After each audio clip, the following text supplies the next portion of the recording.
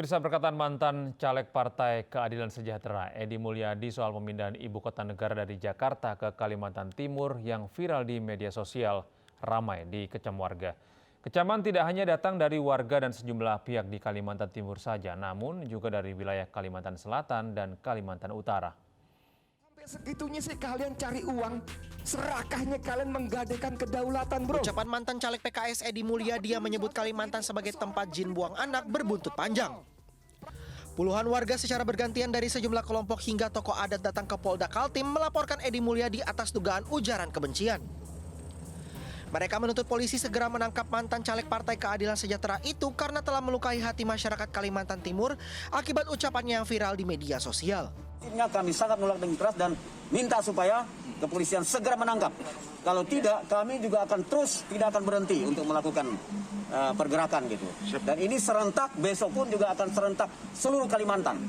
Saya sudah ditelepon dari berbagai pihak, ya akan ada gerakan serentak. Jadi saya harapkan Kapolri beserta jajaran seluruh Kapolda yang ada untuk segera ya menyikapi ini juga. Yang berharap aparat kepolisian, Kapolri maupun Polda Kaltim supaya segera menindaklanjuti, menangkap yang bersangkutan supaya ditindak secara hukum positif kita negara Republik Indonesia. Gelombang protes terhadap pernyataan kontroversial Edi Mulyadi juga terjadi di Kalimantan Selatan. Gerakan Mahasiswa Nasional Indonesia melaporkan Edi ke Polda Kalsel karena menganggap pernyataannya berpotensi menimbulkan rasa kebencian atas permusuhan individu maupun kelompok. Cara dalam ruang publik itu ada etika-etika dan aturan hukum serta norma kesopanan yang perlu kita jaga seperti itu. Karena kita nilai ini sangat merendahkan masyarakat. Pernyataan Edi Mulyadi yang kontroversial juga mendapat tanggapan dari pemangku adat Tidung Kalimantan di Tarakan, Kalimantan Utara.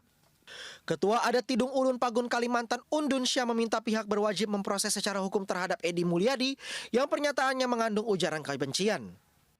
Meminta maaf kepada masyarakat Kalimantan secara tertulis melalui media sosial. C. Kami juga meminta kepada pihak berwajib untuk memproses secara hukum atas tindakan Bapak Edi Mulyadi beserta dengan kawan-kawan. Lembaga Adat Tidung juga meminta pemerintah tetap melanjutkan program pembangunan ibu kota Nusantara demi terwujudnya pemerataan di segala bidang di wilayah NKRI. Tim Liputan iNews melaporkan. Kecaman terhadap Edi Mulyadi juga datang dari warganet. Video-video bernada negatif dari berbagai pihak bertebaran di media sosial. Kak Talino, Bacuramin, Kak Sarugawa, Sengat, Kak Jubata. Saya Joy Barenyah dari Kalimantan Barat mengutuk keras ungkapan penistaan dari Edi Mulyadi dan kawan-kawan. Saya minta karena ini sudah di tingkat nasional untuk MADN bergerak. Majelis Adat Dayak Nasional yang kami anggap petinggi kami untuk bergerak menyelesaikan masalah ini sebelum meribut di daerah. Saya katakan kepada Edi Mulyadi, kamu mau menentang apa orang Kalimantan? Sama napas kamu, bukan disimpan dalam peti, bukan kau melekat. Sama dengan napas saya. Karena orang Kalimantan tidak pernah meminta ibu kota pindah. Karena orang Dayak tidak pernah meminta ibu kota pindah. Tapi jangan coba-coba menghina kami. Karena kami sama dengan kamu diciptakan oleh Tuhan. Bukan diciptakan monyet. Yang apa yang kamu katakan bukan diciptakan oleh Kuntilanak dan Gondorowo, kecuali kamu. Itu pesan saya. Kamu berhadapan dengan kami orang Dayak. Saya Kalimantan. Menolak pernyataan yang telah disampaikan oleh Edi Mulyadi dan kawan-kawan yang telah melecehkan, menghina masyarakat Kalimantan, meminta kepada Kepolisian Republik Indonesia agar segera menangkap,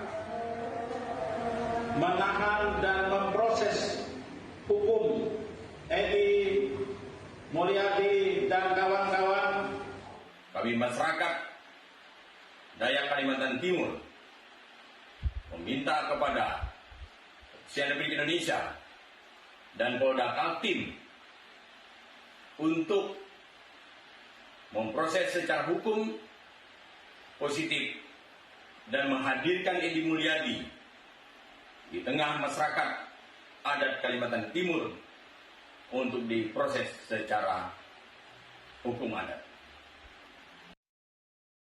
Ya pemirsa, istilah jin buang anak yang ditujukan ke Kalimantan Timur sebagai ibu kota negara diklarifikasi Edi Mulyadi. Edi menyatakannya sebagai gambaran suatu tempat yang terpencil yang sudah menjadi bahasa umum, bukan untuk mendiskreditkan pihak tertentu. Kalau apa-apa yang ternyata ucapan tadi itu dianggap melukai, ya. Buat kami di sini di Jakarta khususnya itu istilah yang sangat umum.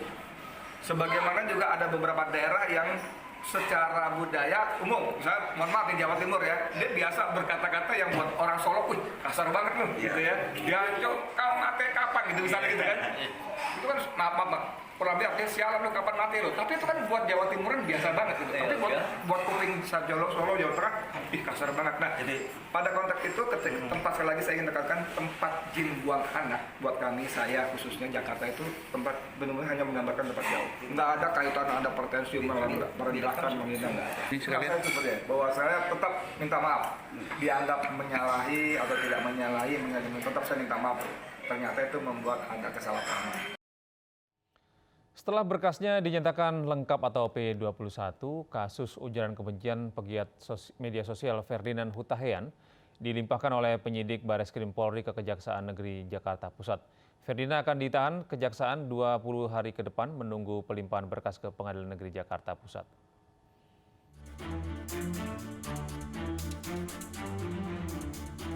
Tersangka kasus ujaran kebencian Ferdinand Huta Heian Senin siang dilimpahkan penyidik Bareskrim Polri ke Kejaksaan Negeri Jakarta Pusat. Bersama tersangka, penyidik juga membawa berkas perkara tahap 2 yang telah dinyatakan lengkap atau P21. Hari ini tersangka telah diterima di Kejaksaan Negeri Jakarta Pusat. Untuk selanjutnya, Kejaksaan Negeri Jakarta Pusat akan mempersiapkan surat dakwaan untuk segera dilimpahkan ke Pengadilan Negeri Jakarta Pusat. Meski sudah dilimpahkan ke Kejaksaan, tim kuasa hukum Ferdinand masih tetap berupaya mengajukan penangguhan penahanan Ferdinand dengan alasan kesehatan. Bagaimana klien kami itu bisa ditangguhkan penahanannya? Itu yang selalu kami harapkan. Karena beliau ini punya riwayat penyakit yang tidak sedikit ya, banyak penyakitnya. Dan itu berbahaya sekali kalau kemudian dia tetap dalam proses penahanan. Pegiat media sosial dan juga mantan politikus, Ferdinand Huta Heian ditetapkan sebagai tersangka kasus ujaran kebencian berbau sara melalui media sosial Twitter. Ferdinand dijerat Undang-Undang ITE dengan ancaman hukuman di atas 5 tahun penjara. Dari Jakarta, Rani Sanjaya, Anyus melaporkan. Ya pemirsa, mantan Wakil Ketua DPR RI Aziz Samsudin dituntut 4 tahun 2 bulan penjara. Aziz diyakini bersalah memberikan suap ke mantan penyidik KPK Stefanus Robin 47 dan Maskur Hussein sekitar 3,6 miliar rupiah. Selain dituntut hukuman penjara, Aziz dituntut denda 250 juta rupiah subsidiar 6 bulan kurungan dan juga kehilangan hak politiknya selama 5 tahun. Aziz diyakini bersalah memberi suap ke mantan penyidik KPK AKP Stefanus Robin 47 dan Maskur Hussein yang seluruhnya berjumlah 3 miliar rupiah dan 36.000 dolar Amerika Serikat. Jaksa menyebut uang itu diberikan agar AKP Robin mengawal kasus APBD Lampung Tengah yang menjerat Aziz dan Aliza Gunando. Hal yang memberatkan Aziz adalah perbuatannya yang merusak citra dan kepercayaan terhadap DPR RI, tidak mengakui salah dan berbelit-belit. Sedangkan hal yang meringankan Aziz belum pernah dihukum.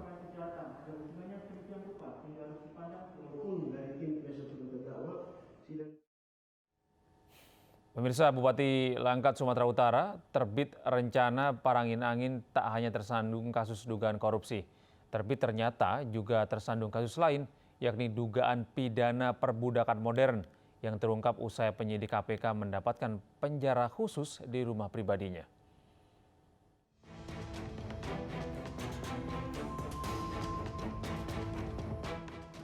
Usai operasi tangkap tangan atas kasus dugaan korupsi yang menjerat Bupati Langkat, terbit rencana perangin-angin, penyidik KPK menemukan kerangkeng manusia berisikan sejumlah orang di rumah pribadinya.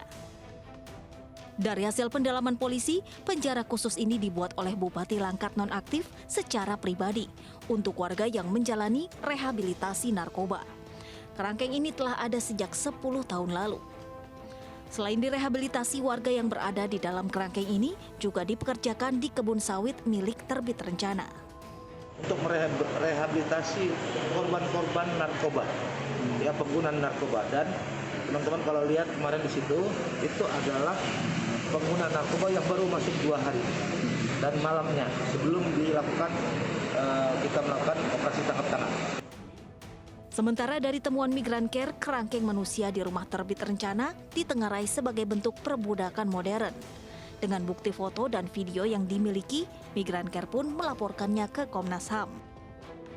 Ada pekerja sawit yang bekerja di ladangnya yang ternyata kita menemukan 7 perlakuan kejam dan tidak manusiawi yang kita duga sebagai perbudakan modern dan juga perdagangan manusia. Jadi ini kami akan tangani dalam skema urgent response cepat, itu ya, karena ini jelas ada penjaranya, ada orangnya, ada jumlah orangnya, makanya kami akan segera respon ini dengan baik. Komnas HAM juga meminta pihak berwenang, termasuk kepolisian, untuk bekerja sama memastikan keberadaan dan keselamatan 40 korban serta mengamankan barang bukti di lokasi untuk penyelidikan lebih lanjut. Dari Medan, Sumatera Utara, Ahmad Ridwan Nasution, iNews melaporkan. Kita beralih ke informasi lain, pemirsa. Kecantikan Pantai Kuta di Badung, Bali kembali tercemar dengan puluhan ton sampah. Sampah yang terbawa dari lautan ini menggunung di pinggir pantai karena terlambatnya pengangkutan sampah ke TPA.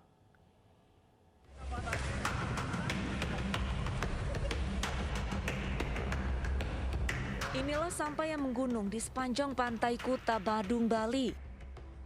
Gunungan sampah ini sangat mengganggu wisatawan dan warga yang menggantungkan hidup di pantai yang sudah tersohor karena kecantikannya. Banyaknya sampah kiriman yang terbawa ombak membuat petugas kewalahan. Meski telah mengerahkan alat berat untuk mempercepat pembersihan pantai, jelang siang dan sore hari sampah kembali mengotori kawasan Pantai Kuta. Selain permasalahan luberan sampah, keindahan Pantai Kuta juga terganggu dengan abrasi yang kian menggerus pasir pantai. Yang plastik diajar seperti ini. Ya. Itu di pinggir pantai setiap hari Pak ya? Setiap hari dari pagi sampai sore hari. Ya, sampai sore hari ya. Pak, untuk membersihkannya ini gimana Pak? Ya, pedagang juga ambil bagian atau gimana? Ya, dari pedagang sendiri dibantu dengan ini kebersihan dari pihak desa adat. Fenomena sampah kiriman diprediksi masih akan berlangsung hingga memasuki bulan Februari 2022 dan mulai berkurang saat memasuki bulan Maret mendatang. Sampah kiriman ini terbawa arus laut dari sejumlah sungai di Bali maupun luar Bali akibat kencangnya tiupan angin barat. Dari Badung, Bali, Bagus Alit, iNews melaporkan. Sementara itu, Pantai Dadap di Kabupaten Indramayu dipenuhi berbagai jenis sampah. Tumpukan sampah ini merupakan sampah yang terbawa aliran sungai dan menumpuk di tepi pantai.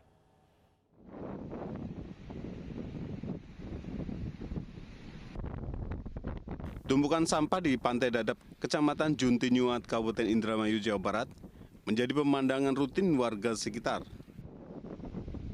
Sampah ini biasanya terbawa aliran sungai yang bermuara ke laut dan dihempas ombak ke tepi pantai.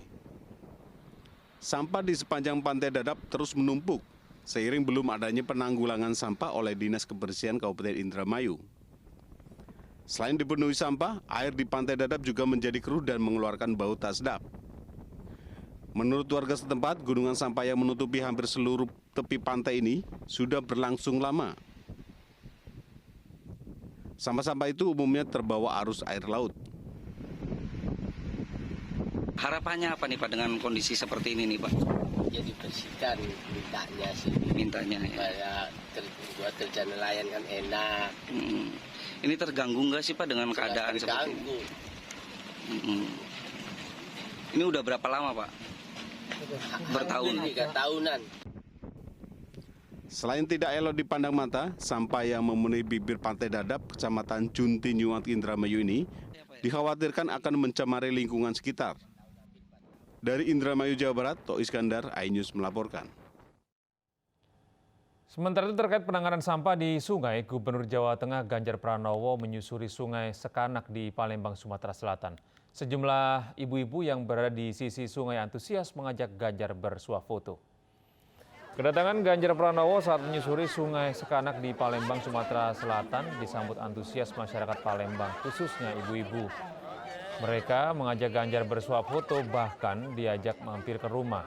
Ganjar mengapresiasi gotong royong masyarakat yang menangani persoalan sampah di sungai. Saat ikut bersama dalam pengecatan tepi sungai Sekanak, Ganjar mengaku akan belajar dari kota Palembang yang sukses menangani persoalan sampah sungai. Oh iya, kemarin ketemu anak-anak yang di Jawa Timur, di Surabaya juga ternyata antusias. Dan yang di Palembang ini ternyata lebih antusias lagi. Mereka bercerita seluruh potensi, ada yang menarik tadi. Mereka yang gemar ngurusin pariwisata sekaligus lingkungan ternyata peduli bahwa di sekitar Ampera mesti bersih, nggak boleh ada sampah. Termasuk jangan pipis sembarangan pesing, itu kata. Menteri Sosial Tri Risma hari ini meninjau pembangunan rumah warga suku Baduy pasca insiden kebakaran. Selain bantuan rumah, Kementerian Sosial juga memberikan bantuan jalan bagi warga suku Baduy.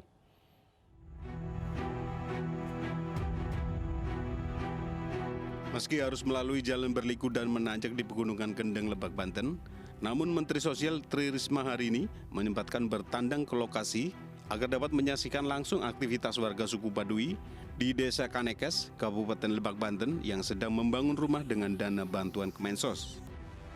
Bantuan pembangunan rumah diberikan kepada warga suku Baduy setelah insiden kebakaran yang melanda pemukiman mereka bulan Oktober 2021 lalu. Selain itu, Kemensos juga mengucurkan dana 100 juta rupiah untuk membangun jalan bagi warga suku Baduy. 24 rumah kita bantu masing-masing rumah 50 juta, terus kemudian ada untuk perekonomian, jadi untuk mereka usaha, kemudian sama biaya hidup selama mereka belum bisa karena rumah mereka terbakar, ada kita biaya hidup 3 bulan. Dari 24 unit rumah bantuan, saat ini proses pembangunan sudah selesai sebanyak 18 unit rumah. Tim Liputan iNews melaporkan. Pemirsa, tol Cisumdawu Seksi 1 Sumedang, Jawa Barat mulai dibuka pada pagi ini pukul 6.00 waktu Indonesia Barat. Selama 2 minggu, tol Cisumdawu dapat digunakan secara gratis. Gubernur Jawa Barat Ridwan Kamil membuka tol Cisumdawu Seksi 1 di Desa Cibesi, Sumedang, Jawa Barat. Tol sepanjang 11 km yang menghubungkan Cileunyi hingga Pamulihan Rancakalong ini dapat digunakan secara gratis selama 2 minggu. Nantinya tol Cisumdawu akan dikenakan biaya Rp1.000 per kilometer setelah 2 minggu masa uji coba. Sudah bisa dioperasikan mulai hari Selasa besok jam 6 pagi ya. Sampaikan masih gratis, bebas biaya selama 2 minggu. Setelah itu kita tunggu masukan dari masyarakat kurang lebihnya apa dan akan dioperasikan penuh ya. Sambil menunggu bulan Juni kalau tidak ada halangan seluruh tol Cisumdawu itu akan terkonek tersambung sampai Cipali, di mana kemarin kita lihat Cipali ke bandaranya. Pemirsa, dipicu angin kencang, kebakaran hutan terjadi di Pegunungan Big Sur, California. News Pagi akan segera kembali dengan informasi dari mancanegara.